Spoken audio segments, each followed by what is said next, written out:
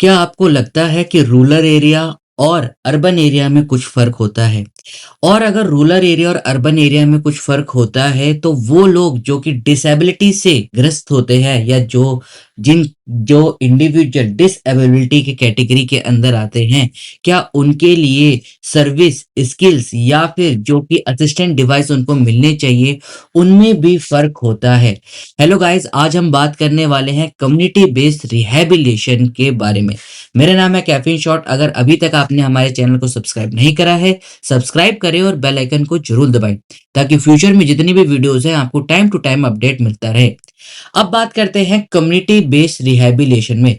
जैसा कि आपको उसके नाम से ही पता चल रहा है, community based rehabilitation, community that is particular community को हम लेकर चल रहे हैं जिससे कि उनको इक्वल चांसेस मिल सके। तो कम्युनिटी बेस यहाँ पर कम्युनिटी किसके लिए है? वो सारे इंडिविजुअल जो कि डिसएबिलिटी की कैटेगरी के अंदर आते हैं, उनको हम कम्युनिटी बेस्ड रिहैबिलिटेशन दिया जाता है। कम्युनिटी बेस्ड रिहैबिलिटेशन बेसिकली उन इंडिविजुअल्स के लिए है जो कि डिसेबिलिटी के साथ हैं। इससे क्या-क्या चीजें इंप्रूवमेंट होती है, आइए देखिए। सबसे पहले इसकी हिस्ट्री की में बात करते हैं, तो ये डेवलप करा गया था वर्ल्ड हेल्थ ऑर्गेनाइजेशन के द्वारा 1978 फॉलोइंग द अल्मा अल्टा केस। अब अल्मा अल्टा केस का उन्होंने क्या कहा था कि उन्होंने कहा था कि जो लोग रूरल एरिया में रहते हैं और जो डिसेबल है, रूरल एरिया के वो लोग जो डिसेबल है, वहां तक जो सर्विस पहुंचनी चाहिए वो पहुंच नहीं पाती। और अगर सर्विस पहुंच भी पाती है तो जो उनके असिस्ट डिवाइस होते हैं जिससे उनको हेल्प मिलती है एवरीडे लाइफ में, वो बहुत ज्यादा कॉस्टली होते हैं। Even in the rural area अगर आप देखोगे तो जो असिस्टेड डिवाइस होते हैं बहुत ज्यादा आपके high maintenance plus high income के ज्यादा होते हैं। तो यहाँ पर जब अल्मा अल्टा ने ये कहा तो उसके थ्रू डब्ल्यूएचओ ने कम्युनिटी बेस्ड रिहैबिलिटेशन को वहां से डेवलप करा सो दैट रूरल एरिया में भी ये सारी चीजें इजीली डेवलप हो जाएं।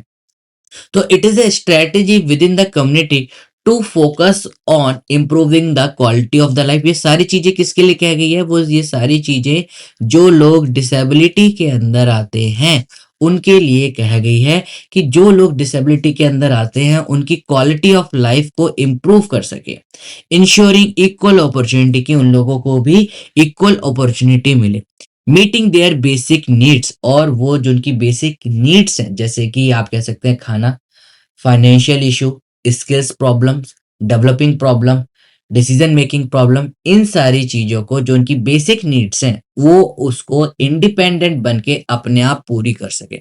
Promotive social inclusion. Social inclusion क्या होता है कि जिस सोसाइटी में, जिस कम्युनिटी में आप रह रहे हैं, उस इंटीग्रिटी का पार्ट आप बने। ऐसा ना रहे कि आप अपने आप को सोसाइटी से अलग समझे कि बिकॉज इस इंडिविजुअल के अंदर इस तरीके की चीजें हैं तो वो उस कम्युनिटी का पार्ट नहीं है। आपने बहुत बार देखा होगा कम्युनिटी डिसेबल इंडिविजुअल को अपनी एक कम्युनिटी का पार्ट नहीं बनाती है और उस तरीके से उनको एक दूसरी वे में भी देखती है।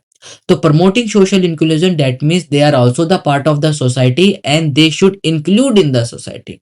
Developing skill. अब ये डेवलपिंग स्किल्स क्या है? डेवलपिंग स्किल्स दैट मीन्स कि एक पर्टिकुलर या फिर कुछ अलग अलग तरीके के छोटे मोटे स्किल्स डेवलप कर सके so that they can meet their basic needs. ये दोनों पॉइंट आपस में एक दूसरे के ऊपर डिपेंडेंट है। तो for those individual who comes under the category of the disability, यहाँ पर कम्युनिटी बेस्ड रिहैबिलिटेशन को डेवलप करा गया बाय द डब्ल्यू। अब उसके साथ साथ क्या होता है, आप डब्ल्यूएचओ ने एक सीबीआर मैट्रिक्स बनाया, दैट इज आपको पता है मैट्रिक्स क्या होती है, उसके अंदर सीबीआर को इन्होंने देखा। अब कोर कंपोनेंट इन्होंने 5 कोर कंपोनेंट दिए सीबीआर के थ्रू द सीबीआर मैट्रिक्स। कौन कौन से 5 कंपोनेंट है ये वो भी देखते हैं। सबसे पहला हेल्थ, कि जो इंडिविजुअल डिसेबिलिटी में है उसको बेसिक मेडिकल हेल्थ केयर जाए, लो इनकम में, लो यानी कि जो मेडिकल है वो फैसिलिटी है वो चीप मिले, असिस्टिव डिवाइस उसे मिले थ्रू द गवर्नमेंट या फिर थ्रू द एनजीओ, थेरेपी मिले, रिहेबिलिटेशन मिले। कई बार क्या होता है जो रूरल एरिया के होते हैं लोग, even in the urban area, वो लोगों तक ये डिवाइस, ये सुविधाएं, ये सर्विसेज पहुंच नहीं पाती हैं। तो इस तरीके की सर्विस लोगों के थ्रू कम्युनिकेट करी जा सके, कम्युनिटी में इसके बारे में नॉलेज दी जा सके और उनको अवेयर कराया जा सके। तो हेल्थ में आपकी बेसिक मेडिकल हेल्थ आ गई, असिस्टिव डिवाइस आ गए, रिहैबिलिटेशन, थेरेपी, ये सारी चीज़ें आपकी बेसिक हेल्थ के अंदर आती हैं। एजुकेशन के अंदर इंक्लूसिव एजुकेशन एनईपी 2020 में भी आपने देखा, इंक्लूसिव एजुकेशन इंडिया के अंदर भी एप्लीकेबल करी गई है। इसमें क्या रहता है कि जो individual who is from PWD यानी कि जो कि डिसेबिलिटी कैटेगरी के अंदर आते हैं, उनको भी यहाँ पर नॉर्मल बच्चों के साथ इंक्लूसिव एजुकेशन यानी कि साथ साथ पढ़ाया जाता है। तो एजुकेशन मतलब promotive inclusive education, skill develop कर सके, स्किल क्यों डेवलप कर सके, ताकि वो इंडिपेंडेंट बन सके। प्राइमरी एंड सेकेंडरी लर्निंग, कुछ ऐसी चीजें जो कि आपको प्राइमरी फेज में सिखाई जाती हैं, सेकेंडरी फेज में सिखाई जाती हैं, वो सारी learning plus life long learning, जिससे कि आप इंडिपेंडेंट बन सकें। लाइवलीहुड यानी कि आप अपनी जो जिंदगी है उसको कैसे जिएंगे, तो उसके लिए आपको एम्प्लॉयमेंट की डेफिनेटली रिक्वायरमेंट रहेगी ही रहेगी कि आपको एम्प्लॉयमेंट यहाँ से मिला जाए। वोकेशनल लर्निंग में क्या होगा कि आपको जो एम्प्लॉयमेंट मिल रहा है उसमें क्या क्या चॉइसेस है कैरियर के अंदर, आपको स्पेसिफिक ट्रेनिंग दी जाएगी so that you can develop the skills. Decision making, आप अपनी लाइफ के बारे में डिसीजन ले सकें, और वो सारी प्रॉब्लम जो कि आप ड्यूरिंग द दिस फेस में आप उसको फेस करेंगे, लाइफ के फेस में जब आप प्रॉब्लम को फेस करेंगे तो आप उसमें प्रॉब्लम सॉल्विंग कर सके, जो बेस्ट ऑप्शन हो उसे आप चूज कर सके। Social inclusion that is community का एक पार्ट बन के रहना, पार्टिसिपेटिंग इन द कम्युनिटी, जो कम्युनिटी के कल्चर्स हैं उसका पार्ट बनना, कम्युनिटी में जो एक्टिविटी हो रही है, कल्चरल एक्टिविटी हो रही है, relationship managing, management, culture and art, ये सारी आपकी इंक्लूसिव यानी कि सोसाइटी का एक पार्ट, इंटीग्रेटिव रहना। एम्पावरमेंट मतलब आपका जो इंडिविजुअल डिसेबल है वो कैसे अपने आप को फील कर रहा है, अपने आप, एम्पावरमेंट मतलब अपने आप को एक पावरमेंट देना। दैट इज सेल्फ एडवोकेसी, आपको अपने आप को आपको बचाना, अपने राइट्स पता होने चाहिए, आपके अंदर एक लीडरशिप की क्वालिटी डेवलप हो सके, पॉलिटिकल पार्टिसिपेट्स आप कर सको कि जो भी आपकी पॉलिटिकल इंक्लूसिव चल रही है उसके अंदर आप पार्टिसिपेट करें। कम्युनिटी को मोबिलाइजेशन, मोबिलाइजेशन मतलब कि कम्युनिटी को आगे बढ़ने में आप हेल्प कर सकें। लास्ट बट नॉट लिस्ट, क्या क्या सीबीआर के ऑब्जेक्टिव और बेनिफिट्स रहते हैं, दैट इज प्रमोटिव इक्वलाइजेशन, कि हर एक इंडिविजुअल जो नॉर्मल है और डिसेबल है उसको सोसाइटी इक्वल ट्रीट्स करे और इक्वल चांसेस ऑफ अपॉर्चुनिटी के मिले।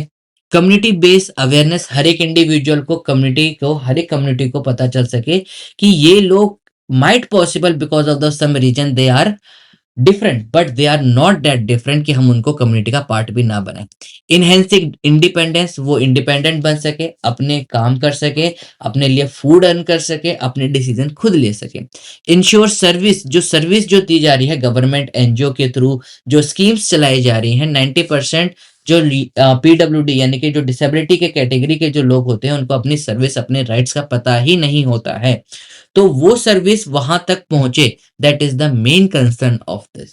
Community ownership and local situation, these are the 5 main objective and the benefits of the CBR. ये क्वेश्चन आपसे बहुत बार पूछा गया है, जा भी सकता है, इसलिए हमने इसके ऊपर वीडियो बनाई है। आई होप आपको वीडियो पसंद आई है।